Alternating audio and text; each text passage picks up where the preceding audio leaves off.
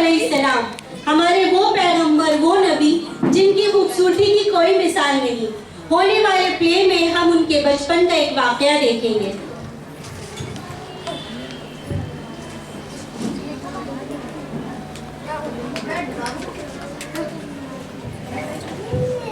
बाबा बाबा, मैंने ख्वाब देखा है, यहाँ सितारा और चांद है और सूरज है, मेरे सामने सजदा करे। बाबा बाबा बाबा, इस अजीब व गरीब ख्वाब का क्या मतलब है बाबा? बेटा, इस ख्वाब का जिक्र किसी से भी ना करना, अपने भाइयों से भी नहीं, वरना वो तुम्हारे खिलाफ चाल चलेंगे, क्योंकि शैतान इंसानों का खुला दुश्मन है।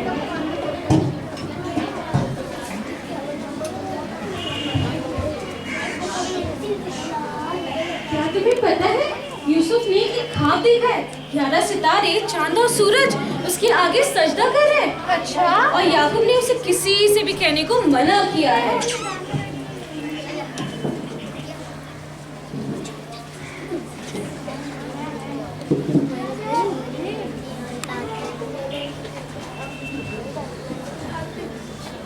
ये लो बच्चों, क्या तुम्हें पता है, यूसुफ ने ख्वाब देखा है कि 11 सितारे और चांद और सूरज उसे सजदा कर रहे हैं और याकूब ने इसे कहने से मना किया है। ये लो बच्चों, खाओ।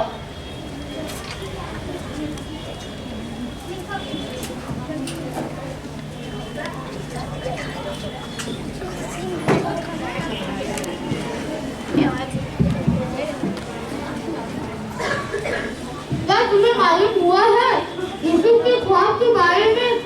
इस ख्वाब का क्या मतलब है? क्या हम यूसुफ के गुलाम हैं?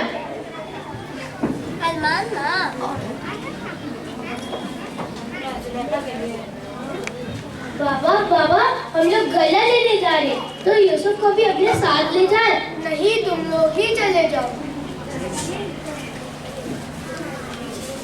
ये यूसुफ और उसका भाई दोनों हमारे वालिद को हमसे ज्यादा महबूब है, जबकि हमें जमात है। बेशक हमारे बाप गलत कर रहे हैं, उसको कत्ल कर देते हैं। कहीं दूर फेंक दो, कहीं बाबा का तवज्जो हमारी तरफ हो जाए। नहीं नहीं, कत्ल मत करो, उसको किसी अंधेरे कुएं में डाल देते हैं ताकि कोई मुसाफिर उसे उठा ले।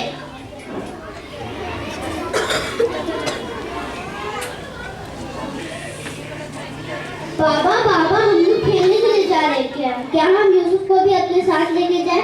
नहीं नहीं, यूसुफ तुम्हारे साथ नहीं जाएगा। हमारे ऊपर क्या कोई यूसुफ के मामले में हम पर एतबार नहीं है, बेशक हम यूसुफ के खेल खाएं। मुझे अंदेशा है कि तुम लोग खेल में नहीं रह जाओ और यूसुफ को भेड़िया खा जाए। शर्म की बात होगी कि हमारी इतनी बड़ी कट्टी कट्टी जमात के होने के बावजूद हमारे भाई को भेड़िए खा जाए। अच्छा ठीक है, ले जाओ।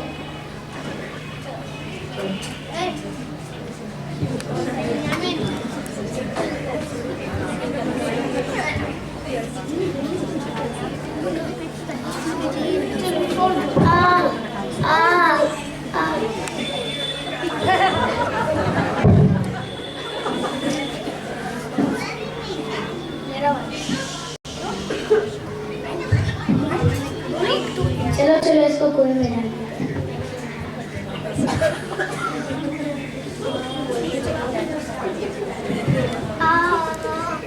चलो भेड़ को ज़बह करके उसका खून यूसुफ के कमीज पर लगा देते हैं।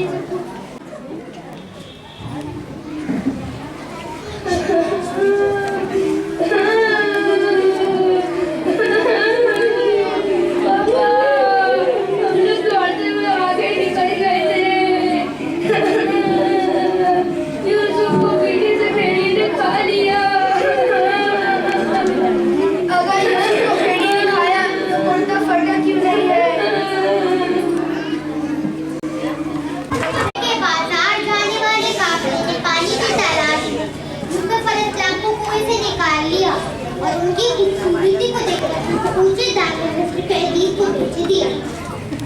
यूसुफ अलैहिस्सलाम मिस्र के अजीज और उनकी बीवी जुलेखा के महल में बड़े हुए।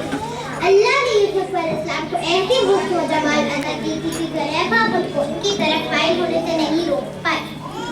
उसने यूसुफ अलैहिस्सलाम को बदकारी की तरफ राग़िब करने की कोशिश की पर नाकाम और बदनाम हुई। जुलेखा अपनी बदनामी को मिटाने के लिए मिस्र की ख़वातीन को दावत पर बुलाया। उस दावत पर जो वाक़या पेश आया वो अब आगे आप इसलिए में देखने वाले हैं। क्या आप लोगों ने जुलेखा के बारे में जो खबर फैली है इस बारे में सुना? हाँ हाँ, मैंने भी सुना। क्या क्या तुमको नहीं पता? जुलेखा अपने गुलाम पर आशिक हो गई थी। हाँ, गुलाम पर, वो भी अजीजा मिस्र की बीवी।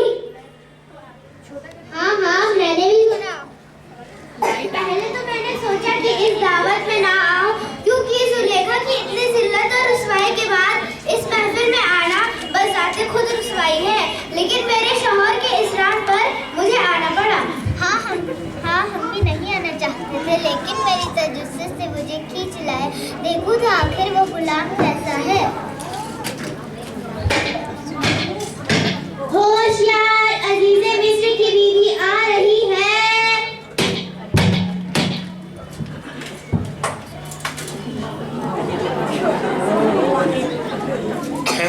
खुश आमदीद। मेरी दावत कबूल करने के लिए आप लोगों का शुक्रिया।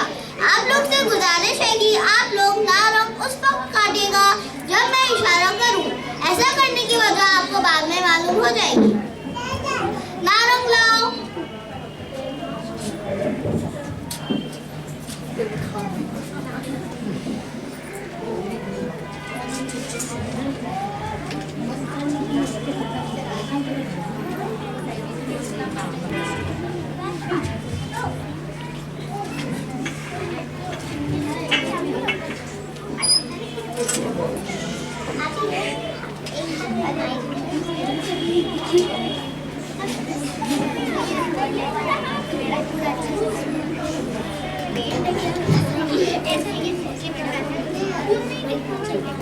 यूसुफ को लेके आओ।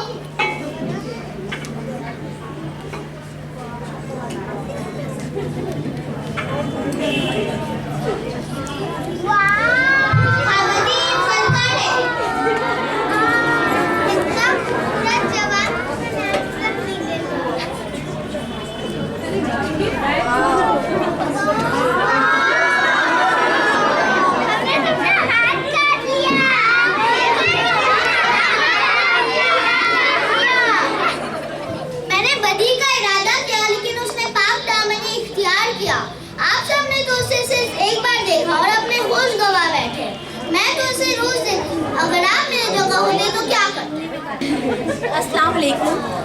यूसुफ अलैहिस्सलाम जुलेखा की ख्वाहिशात की पैरवी करने की बजाय खुद को कैद होने की तरजीह दी। आज हमारे माशरे में इतनी बदकारियाँ फैली हुई है कि हमें चाहिए कि हुज़ूर सल्लल्लाहु अलैहि वसल्लम की हदीस पाक मुबारक को याद कर लेनी चाहिए। जिसने ज़ुबान और शर्मगाह की हिफाजत की जिम्मेदारी ले ले, मैं उसकी जन्नत की जिम्मेदारी लेता हूँ। जज़ाकल्लाह खैर।